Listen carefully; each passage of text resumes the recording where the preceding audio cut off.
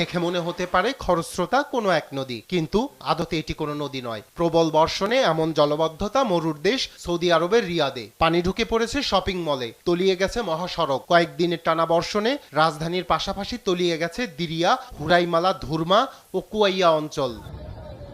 সামাজিক মাধ্যমে ভাইরাল ভিডিওতেও দেখা মিলছে সড়কে জমে থাকা পানিতে ভেসে যাচ্ছে গাড়ি। ভারী বৃষ্টি ও প্রবল বন্যার কারণে বন্ধ করে দেওয়া হয় স্কুল, কলেজ ও বিশ্ববিদ্যালয় সহ সকল শিক্ষা প্রতিষ্ঠান। আবহাওয়া পূর্বাভাস বলছে বাড়বে ধূলিঝড়। এ অবস্থায় জরুরি প্রয়োজন ছাড়া ঘর থেকে বের না হওয়ার নির্দেশনা দেওয়া হয়েছে। এর আগে গেল সপ্তাহে সংযুক্ত আরব আমিরাতে ভারী বৃষ্টিপাত হয়। এতে দুবাই সহ আমিরাতের বিভিন্ন অঞ্চলে বন্যা দেখা দেয়। রায়হান কবির শুভ্র, নিউজ ডেস্ক, দেশ টিভি।